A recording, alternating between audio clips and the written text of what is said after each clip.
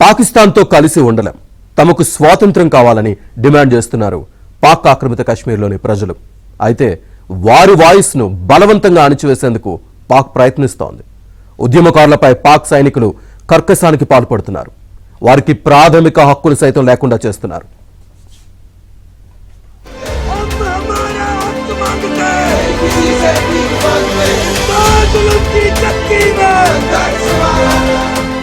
పాకిస్తాన్ దాస్య శృంఖలాల నుంచి విడిపోయి స్వేచ్ఛగా ఉండాలి అన్న ఆకాంక్ష ఆక్రమిత కశ్మీర్లో పెరిగిపోతోంది. పాక్ నిరంకుశ పాలనలో ఉండడం ఇక సాధ్యం కాదని వేలాది మంది జనం తిరుగుబాటు చేస్తున్నారు. నివురుగప్పిన నిప్పులా ఉన్నవారంతా ఒక్కసారిగా రోడ్లపైకి వచ్చారు. 40 లక్షల మంది జనాభా ఉన్న ఆక్రమిత కశ్మీర్ ఇస్లామాబాద్ పాలనను అంగీకరించడం లేదు. తమకు ప్రాథమిక హక్కులు కల్పించాలని, అణచివేత చర్యలు ఆపాలని డిమాండ్ చేస్తూ జనం ఆందోళన కొనసాగిస్తున్నారు. ఈ సందర్భంగా తీవ్ర ఉద్రిక్త పరిస్థితులు నెలకొన్నాయి. పీఓకే రాజధాని ముజఫరాబాద్ లో ఆందోళనకారులకు భద్రతా దళాలకు మధ్య ఘర్షణలు చోటు చేసుకున్నాయి. జెండాలు ప్రదర్శిస్తూ నినాదాలు చేస్తున్న సాధారణ ప్రజలపై పాక్ సైన్యంతో పాటు ఐఎస్ఐ అండదండలు ఉన్న ముస్లిం కాన్ఫరెన్స్ సాయుధ ముష్కరులు కిరాతకంగా కాల్పులు జరుపుతున్నారు. హక్కుల కోసం ఉద్యమిస్తున్న వారిని పొట్టన పెట్టుకుంటున్నారు.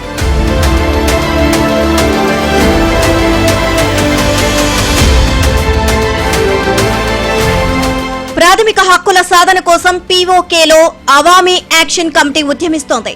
ఎక్కడికక్కడ నిరసన ర్యాలీలు జరుగుతున్నాయి. బంద్ పాటించారు. మార్కెట్లు, కార్యాలయాలు మూతపడ్డాయి. రవాణా సేవలు నిలిచిపోతున్నాయి. ఆందోళనకారులు మొత్తం 38 డిమాండ్లను తెరపైకి తెచ్చారు. ప్రభుత్వం వాటిని నెరవేర్చేదాకా తమ పోరాటం ఆగదని స్పష్టం చేశారు. పాకిస్తాన్లో నివసిస్తున్న కశ్మీరీ శరణార్థుల కోసం పీఓకే అసెంబ్లీలో 12 సీట్లను పాక్ ప్రభుత్వం రిజర్వ్ చేసింది. ఈ సీట్లను రద్దు చేయాలని ఆందోళనకారులు డిమాండ్ చేస్తున్నారు. తమ అసెంబ్లీలో కేవలం స్థానికులకే ప్రాతినిధ్యం ఉండాలని అంటున్నారు. పీఓకేలోని మాంగ్లా డ్యాం, నీలం జీలం ప్రాజెక్టులో ఉత్పత్తి అవుతున్న విద్యుత్తులో 60% పాకిస్తాన్కే సరఫరా అవుతోంది. స్థానికులకు దక్కుతున్న ప్రయోజనం స్వల్పమే. ఇదే అంశం వారిలో అసంతృప్తి కలిగిస్తోంది. పీఓకేలోని వనరులు తమకే దక్కాలని డిమాండ్ చేస్తున్నారు. మరోవైపు ధరలు విపరీతంగా పెరగడం జనంలో అసహనం కలిగిస్తోంది. ఇవన్నీ ప్రజా ఉద్యమాన్ని ప్రేరేపించాయి.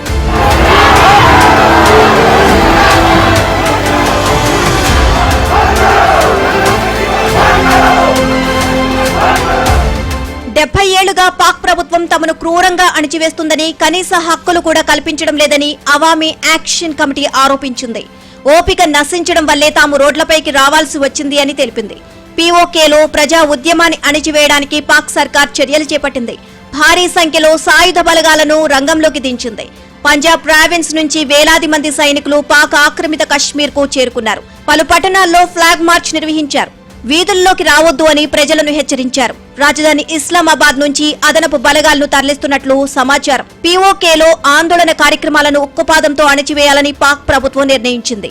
దేశాన్ని డెవలప్మెంట్ మీదుగా యాక్షన్ తీసుకునేంత వరకు, రియల్ డెమోక్రటిక్ గవర్నమెంట్ వచ్చేంత వరకు పాకిస్తాన్ ఎవరూ బాగు చేయలేరు.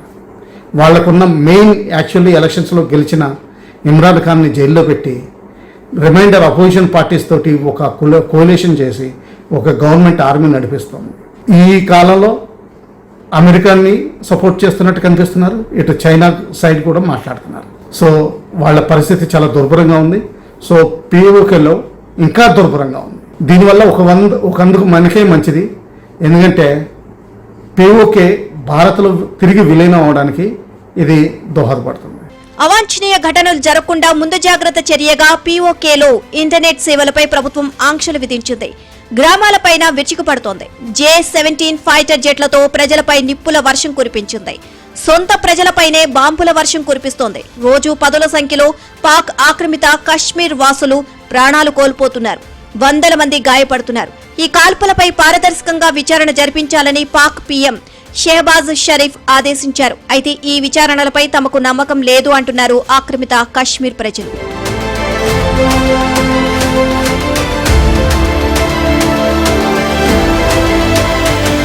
ఆక్రమిత కశ్మీర్లోని నిధులన్నిటినీ పాక్ లూటీ చేస్తుంది అన్నది ఇక్కడి వారి ఫీలింగ్. అందుకే స్వతంత్రం కావాలని నినదిస్తోంది. భారత్లోని కశ్మీర్లో ప్రజలు సుఖ సంతోషాలతో నివసిస్తున్నారని ఇక్కడి వారు భావిస్తున్నారు. అంతేకాదు దీని పాకిస్తాన్ ఉగ్రవాద శిబిరాలకు శిక్షణ ఇచ్చేందుకు ఉపయోగించుకుంటోంది.